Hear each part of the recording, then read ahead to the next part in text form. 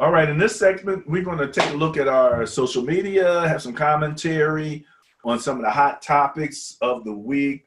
Um, let's get started with that right away, and then we'll fill in as we see the need to. All right, we talked about the Patriots Titans game, and this is an article about some of the gamesmanship that went on during this game. With about 5 minutes or so left in the game, Titans are there to punt the ball, and they decide to take a delay, let it back up a little bit, which everybody does. We do this in Madden. You want that coffin corner kick. You don't want to overkick. Put it in the right. end You zone find and give them out yourself in to the that 20. position where it's a little long to try a field goal. We're not in a desperate, we got to have points situation. So let's back it up a little bit, punt the ball, get them down deep. That's what you want to do. And then there's something about doing that twice in that 5-minute time frame that affects the clock. Now, I didn't look deeply into this article. You can go to Ben and Barry on football, but from what I understand, what the coach of the Titans did, because he used to be with Belichick, is old Belichick tricks. Right. And Belichick was pissed. Ergo, Belichick here, cursing up a storm on the sideline, uses the Belichick loophole. You got to love that kind of stuff in football, though. It's beautiful. Isn't that a beautiful thing? So there is such a thing as a 5-minute rule in football. Or there's some particular rules that apply to or come into play when there's 5 minutes left in the game. And after they took the delay to back their punting team up, to have more room to coffin corner it or to get the punt and get the other team down deep, somewhere along the line they decided, you know what, we can run some more clock off. But there's a rule that says you can't take 2 delay of games in a row. Now, I don't know if that rule applies to any time in the game or if it only applies within the last 5 minutes of the game. I have a feeling that it only applies in the last 5 minutes of the game, because there's certain things that happen in the last 2-minute games that will cause you to have a 10-second runoff, right? So that teams can't do things purposely. And what ends up happening is they end up getting burnt for 10 seconds because stuff just happens. A guy gets injured or they have a penalty that they didn't mean to take. But in this instance, they did mean to take a penalty because they wanted to run off some more time. But they couldn't take another delay of game. And Vrabel knew the rule. So they lined up and they went off sides. Ergo, he gets another penalty. They back him up a little bit more. Clock running. Or I think what happens is after they walk off the penalty, they start the clock on the referee's signal. And once the ball is set, they blow it. They let it count down again. And then he takes his second delay game.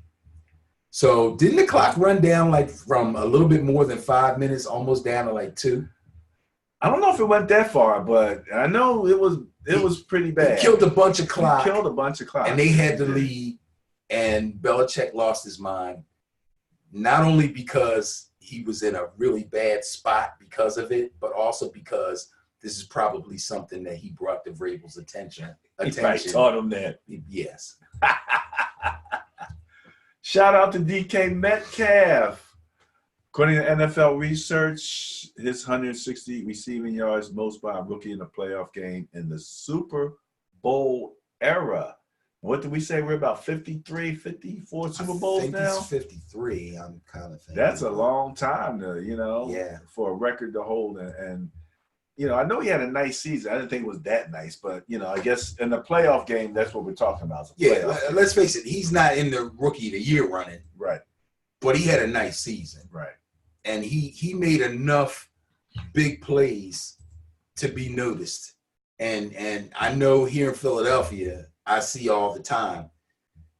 We took Arcega-Whiteside and we could have had DK Metcalf. I've seen that all week long. Do you really? So, you know, and he got that record on the Eagles defense. Absolutely. Absolutely. So that hurt even more.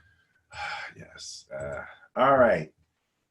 Mr. New York Football Giants fan, you have a new head coach, Joe Judge, from those Patriots and a Philadelphia native, from what I understand. Okay. He's a Philadelphia native. He was born here. That's wonderful. It's wonderful. First of all, I'm a Giants fan. I'm a Giants fan through and through. Okay. I've been a Giants fan since I could begin to actually understand the concepts or some of the rudimentary concepts of the game of American football. And that was around about 8 or 9 years old. Okay. From watching the black and white TV with my father, okay, and having him explain things to me. That's a long time. I hope Joe Judge turns out to be a really good coach. I hope he turns out to be the coaching answer for my team. I hope that this guy excels and brings us back to our winning ways. And I don't expect him to take the Giants to the Super Bowl next year, but I would like to see progress, see the team get better, and watch this guy work the sideline and see how he does. And I hope that everything works out great. I'm in your corner, Joe Judge. However, there is a however. Joe Judge is the wide receiver coach for the, I was getting ready to say the Boston Patriots. I'm really going to show my age there. For the New England Patriots. And special teams, right? Oh, he did both jobs? Yeah, he was special teams. Wow. Yeah. So that kind of makes me think, and I could be wrong, but that kind of makes me think he was the special teams coach and was promoted or also handed the wide receiver coaching job. Bottom line is he's a position coach. Okay. Now, as far as I know, the way the NFL usually works is that in order to become an NFL head coach, it seems to be a good idea to have an NFL coaching experience and to have at least coached on a coordinator level. It doesn't always happen. I know that. But when you think about some of the coaches that have gotten some jobs in the past, I'm talking about head coaching jobs in the past, and especially this particular, I feel like I'm going into another subject. Let me just put it this way. I'm going to cut this short because I think we're going to talk some more about where I'm going. But this guy's a position coach. And there's coaches out there that have coordinator jobs now and have been coordinators for any number of years, from one to who knows how many, that I feel were probably better qualified for this job. So I have to question the Giants organization in making this move. I'm gonna stop there, and we can go to our next subject because I kind of have a feeling we're going to kind of get back to this. We will.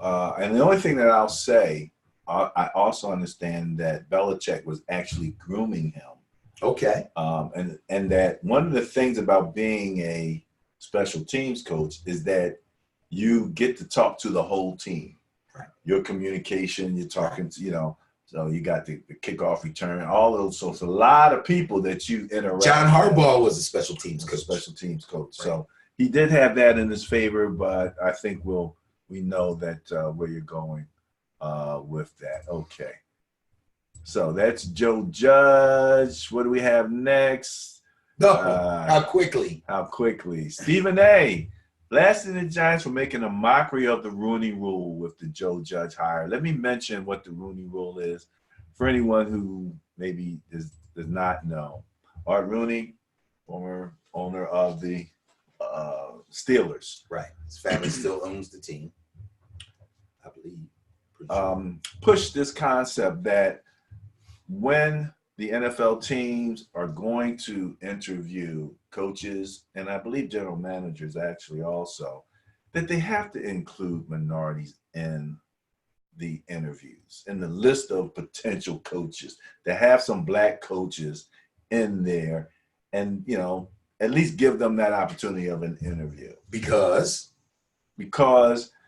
they weren't getting the opportunity. 30 right? some years ago, there was 3 black coaches, and today there's 3 black coaches.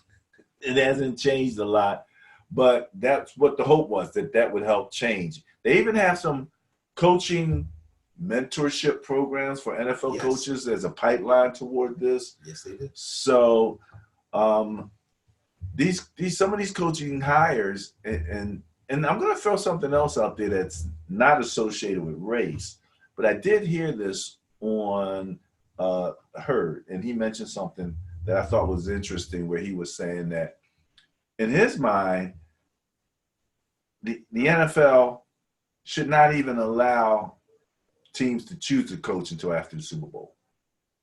Because all of those coaches that are in the playoffs and stuff, you know, their attention is being diverted by interviews and things like that. Well, that makes sense. Yeah, I thought it made sense also. But relative to the situation with African Americans, obviously, you know, we're not. And the higher up the echelons you go, we're even less and less represented. Right. And if you saw Sports Center and well, actually it wasn't on Sports Center, but it was on ESPN. Stephen A had quite a rant when it came to this Rooney Rule thing, and he's calling it a mockery. And he specified the Giants because of the fact that they hired a position coach when they're a qualified, proven, qualified African American coaches with coordinator jobs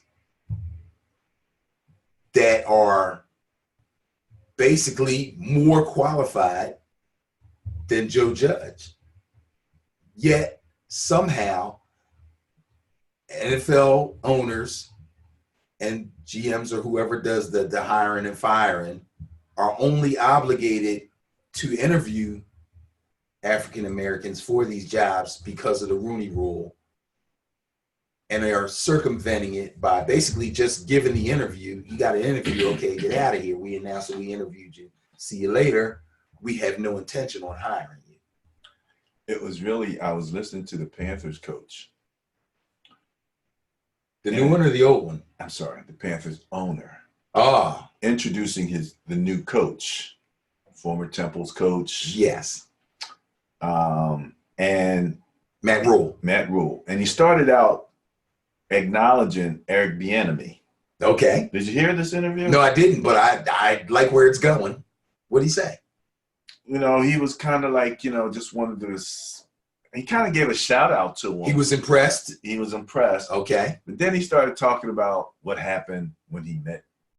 It's amazing. It's amazing how these things happen and how they actually say it. And all you got to do is listen to what he said. What did he say? Well, he was talking about how they went down to his house, and because Rule wanted them to meet his wife, which struck me as strange that the hiree wants you to meet his wife. Okay. Normally, it's the hirer, who would say, "Yeah, I want you to come in and meet the family" or something like that. Right, or me and my wife are going to take you to dinner while we discuss. Right, something like that. Right. And he was just smitten. Apparently, it's kind of the way that he was talking. He seemed to be just smitten with Rule, and you know, and I kind of had to go away. I was you know, working on stuff for the show, but I couldn't really, you know, stay with it. But it just, he was throwing out so many non-football type things about, you know, how impressed he was with. One of them was, and I heard this, I didn't see the exact thing, but I heard this. One of them was he liked the fact that he was a sloppy dresser because the owner says he's kind of like that too. He enjoys being a sloppy dresser. Are you serious? I'm very serious. So the moral of the story is dress sloppily? No. The moral of the story is People like to work with people that they feel comfortable with and comfortable around. Now, I can't fault them for that. I can't. But the NFL, as far as I know, the teams, the owners are supposed to be in the business of not only making money, obviously, but of trying to put winning teams on the field and try to get to the ultimate goal, which is the Super Bowl. So they're making active choices between hiring head coaches that they feel comfortable with. And I know it's more to it than that. I'm keeping it really simple. But they're making choices on people that they feel comfortable with over people that are obviously more qualified.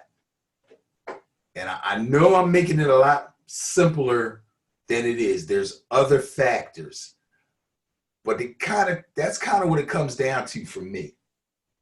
There's no reason. Why would you not want the offensive coordinator of the Kansas City Chiefs? Is he too short? You know, I saw one comment when somebody was saying, well, you know, this is really Andy Reid. He's really the one doing all the play calling and stuff like that. You know, we've had conversations about this too, because there's other teams.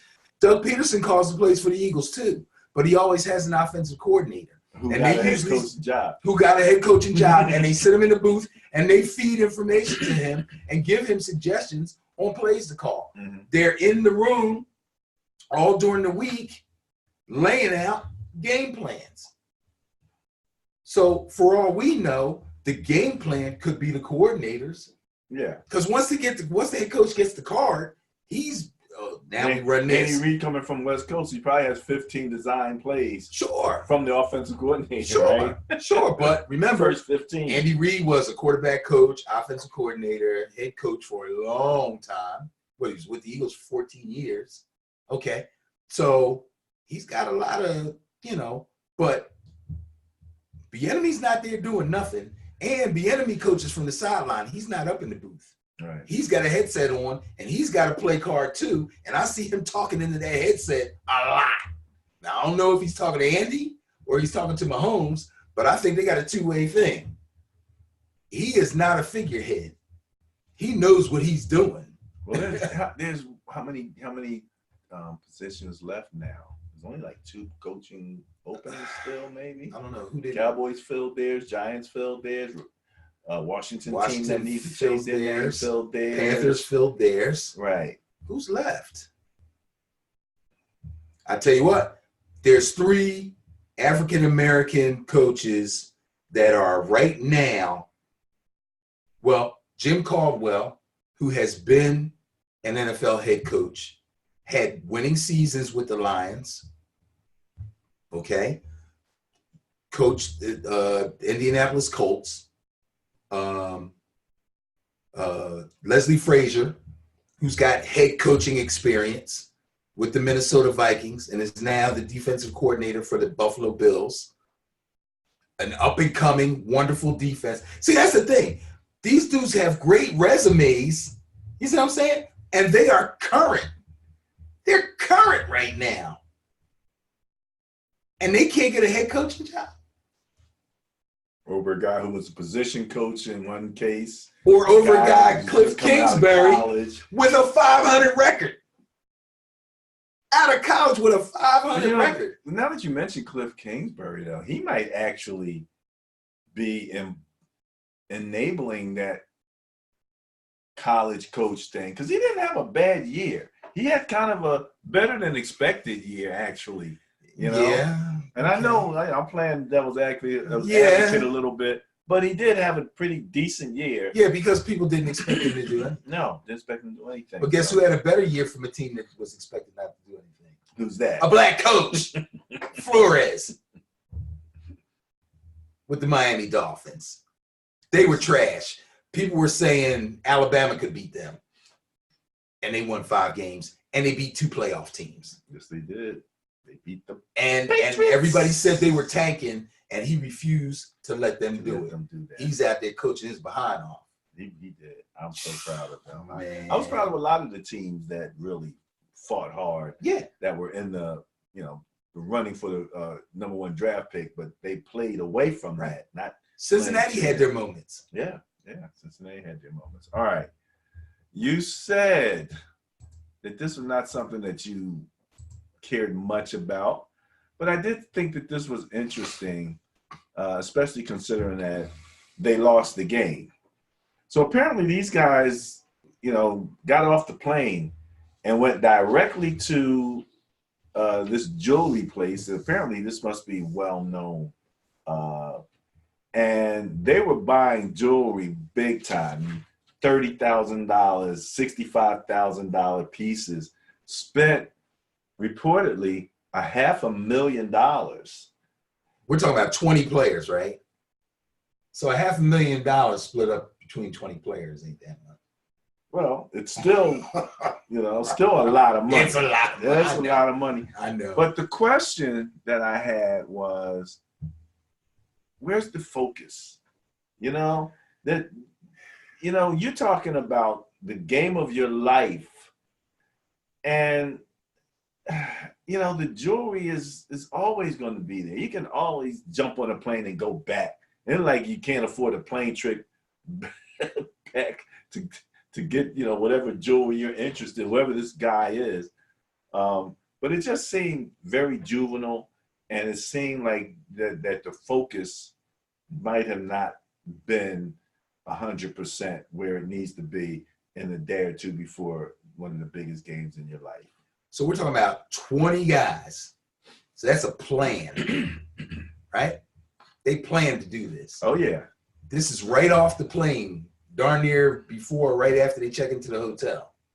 They went right there. Okay, so this is a plan. So evidently, and I'm guessing, and I'm not excusing it or saying it don't mean nothing, but evidently this jeweler is either famous. Yes, yeah, from what I understand. Okay. Or he's known in those circles, probably the rapper circles. Probably. Or some of the guys on the team that may be from Texas or went to college in Texas probably know about him, and they're like, yo, this is the guy. Everybody, I'm sure guys have money like that and they're young. They want to update their jewelry. This is it. This is our chance to do this. But it's not your Let's chance. go. I mean, there's plenty of time. Dude, these guys, yeah. How do you know there's plenty of time? They're away. They're not home. When the game's over, they got a chance to collect their stuff, jump on the plane, and go home. Guess we got time now to go back there if they want to. You got a point there. All I'm saying is, I don't think it was a focus problem. I think they said, let's get it done because we all love jewelry. They had a plan, no doubt about it. They had a plan. If 4 guys did it, I'd be like, oh, y'all not. But 20 of them, this was a planned outing. And that was actually, if you're going to do it, that's probably the best time to do it. When you first get there.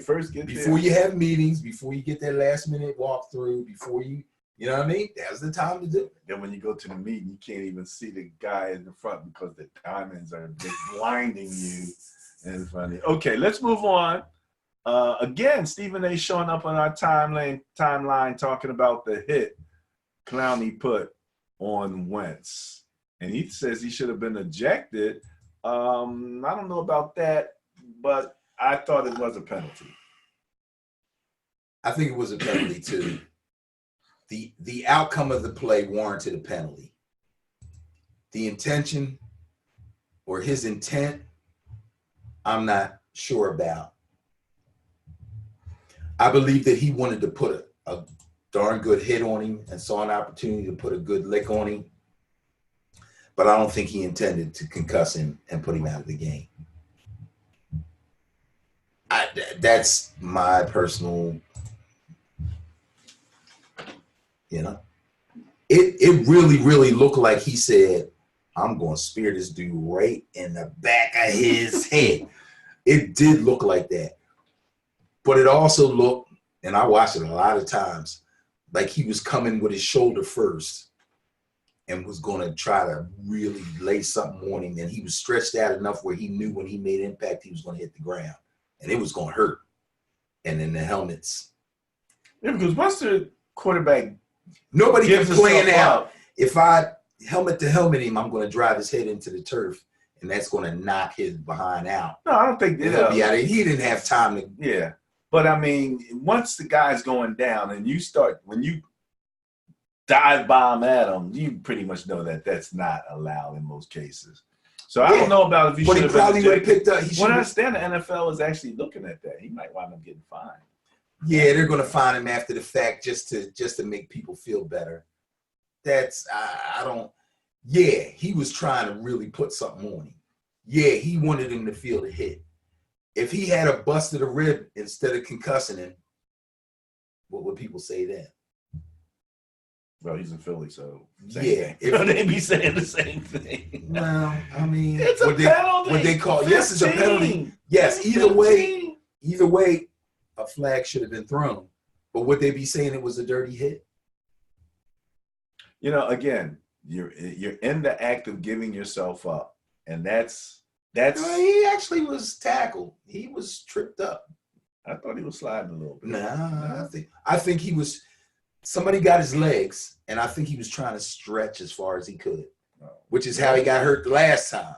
Okay. That's how he got the fracture in his back, Yeah. and he tried to stretch out to score a touchdown when he got the first knee injury. Yeah. All three of those were on that same move by him. Okay. All right. And he got three different but all negative results. Learn. Enough of that stretching out. All right, we're about ready to wrap this up, but Benny, I know something that you might not even know. Ooh, what's that? Why do they call it the gridiron? Oh my God, I know the answer to this. Oh, the lines, grid, like a graph. Am I going in the right direction? Okay, I can't. Oh, I know this. I know this answer, but I can't quote it right now. Well, in the beginning, that's what the lines look like on the football field. From a cooking grid.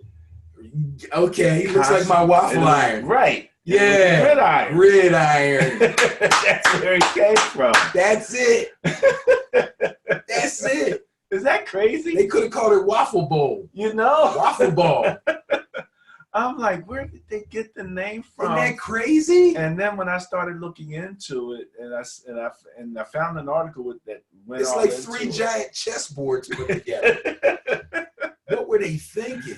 That's where it started. You know, it's amazing because you can only learn this stuff here. I know, because nobody else cares. But that's it. That's it. Fact. Ben and Barry on football on our Go. Facebook page. Find the article to give you all the background. That's on crazy. That. That's crazy. But that's why they call it the gridiron. Yeah. Yes. The gridiron football. And the term gridiron football actually covers, Canadian football, Okay. American football. Mm-hmm. I think they said like they have 8-on-8 or 9-on-9, like I guess tackle leagues, them. And I think even flag. Really? Because again, that gridiron, and then it connects to the upright. Okay. There's a connection to the upright, right. which you guys kick field goals also. Right. So yeah, that's all considered gridiron That's football, crazy, believe it or not. Yeah. I just thought that was just so interesting to find out. You can go to our page and find out some of that football history and why it's called the gridiron. And it just sounds like a hard, doesn't it? You know what I mean? Even if you didn't know that or understood it, when you heard gridiron, it kind of just made sense because football is tough and, gridiron. That sounds like hard, but that's actually it. That's actually it. Isn't that crazy? That's craziness. All right, we got a couple more things that we want to talk about. Football is life. I heard about this. Yes, Josh Jacobs. Yeah, what's the whole was once homeless, and wow. now that he's got some money, he bought his dad a house. He Right, lived with his that's dad. Him and his tremendous. dad in the truck. They lived out with a truck. Yeah. So he's got And I love these stories, because generally it's the mom that gets the house. Right. Right. Dad's living over in an apartment somewhere. Yeah. But yeah, I thought this was an interesting story. You can find out a little more about Josh Jacobs and his house. All right, I had enough of this. Common sense prevails. He said common sense prevails. Really? That's what they said. Common sense prevailed. I kept waiting for a rule, but they didn't give a rule. So let me give the rule. All right. Please do. Let's see here, because I had to go in here and take a look. I'm like, wait a second, this makes no sense. I'm waiting to hear a rule, and they keep talking about common sense. All right, so kickoffs into the end zone resulting in touchback. First of all, they became much more common in 2011 as a result of the rule change. Whereas the kicking team previously kicked the ball off from the 30-yard line, the NFL moved the spot up 5 yards before the 2011 season in an attempt to avoid injuries. Now, in 2010, only 16% of kickoffs were touchbacks, but that jumped to 44%. Okay. Now almost half are touchbacks. Mm-hmm. So here's the rule. Free kick crosses the goal line. This is a free kick, that kickoff. That's correct. Right? It is a touchback if a free kick, and this is from the NFL operations page. Okay. 1, if it touches the ground in the end zone before being touched by the receiving team. Okay? It's a touchback. It's a touchback. Automatic. Okay. Didn't happen here. No, he caught it on the fly. He caught it. If it goes out of bounds behind it, it's a touchback. Got it. Strikes the receiving team's goalposts, uprights, or crossbars, it's a touchback. Got it. Is down in the end zone by the receiving team, it wasn't. He caught it on the fly. He did not take a knee. He did not take a knee. He did Right. not down. And because he threw his arms out, they said, oh, he's giving himself up. No, he's telling his team, I'm not going to bring it out. Therefore, you don't have to block. But that is a team communication. That is not a communication to the referee. That is correct. That is not an official downing of the ball. You got to take a knee. And, both of us. So those are the rules. Those are the automatic touchbacks. Don't say nothing about the return man putting his arms out. Nothing. Has nothing to do with the rules. They blew it. And I'm mad because that was my 3rd win out of 4 games, Buffalo Bills. They scored that touchdown. They're up 3 scores. Okay? And the Texans don't come back. I'm sorry, they don't.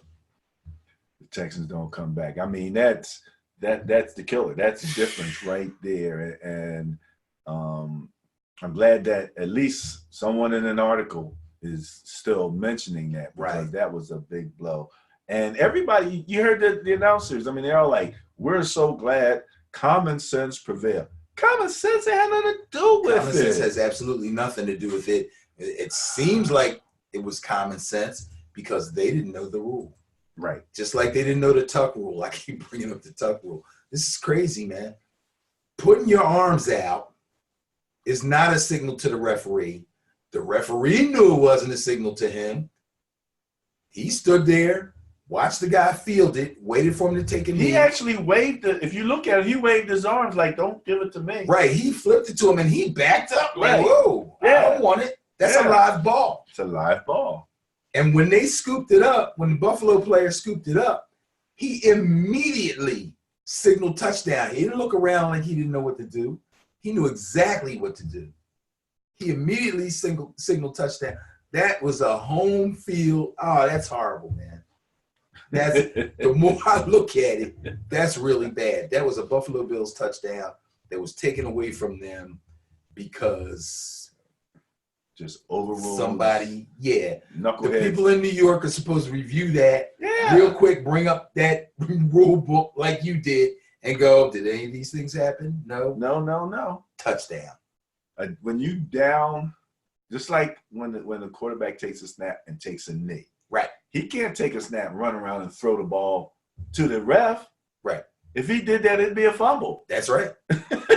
He got it down, the ball. That's right. In order to down the ball, Common some sense part would of say, your body- well, he must be giving himself up. But common sense has nothing to do with this. in downing the ball, they say some part of your body besides your feet and your hands have to touch the ground. Forearm, elbow, shoulder, knee, your But whole whether- calf, your You behind, can take a seat back. if you want. lay out flat. Yeah. That's the rule. So, we just want, again, this is where you come. This is where we're going to try to look at it from a different perspective and give you the Ben and Barry perspective and the official perspective as much as we can, because that's what it's all about. All right. Do you believe that wraps up the show, Mr.? The final score was 22-19. 7 points. That's a win. It would have been 26-0 at that point. Right. Exactly. Come on, Burying them man. guys would have been burying them guys, man. He would That have. changes the whole game. Yeah. Josh Allen wouldn't have had to throw stupid pitch outs, and he wouldn't have felt so. He under- might have still did that. But All I right. believe it would have been too much for the Texans to overcome. But hey, game's It's in the over. rule book now. We're on It's to in the the, it's in divisional, the so. in the numbers book or whatever book they put it in. All right, Benny, we're gonna wrap this up. Okay. I can't wait. All the games are on Sunday? We got 2 Saturday and 2 Sunday. Yeah, I believe the same thing. Yes. 2 Saturday, 2 Sunday? Okay, wonderful. As a matter of fact, I believe my Niners kick it off on Saturday. Great. So we Is the NCAA National Championship this Monday? I believe it is. it might be. I believe it is. So we will have Monday Night Football. Yeah. Okay. Good That's stuff. cool. Good stuff. We didn't talk about it, but No, we didn't, but I'm taking Clemson. You take Clemson. Yeah, everybody's going to go, you're crazy. LSU is going to score 153 points. We'll see. Okay, he's the college guy. I watched. Was it Joe Burrow? Is that his name? Yeah. I watched him just having a ridiculous first half. He ripped them cats to shreds. And just he looked like a pro. He looked like a pro throwing the ball, at least in the first half. Second half kind of cooled off a little bit, but he looked like a pro. Yeah, but they were already up. Yeah. It's hard to- huge. Hard to 100. Yeah, I'm surprised they played him as long as they did, but they Yeah. pushing him for Heisman and all that stuff. He had that. Well, he already had that. Yeah. It's contract time. Yeah. That's that contract big time. money first round pick. A lot of college players now declaring for the NFL. Yes. So that's all happening all the time, and we already talked about the coaches. So unless you have a rant.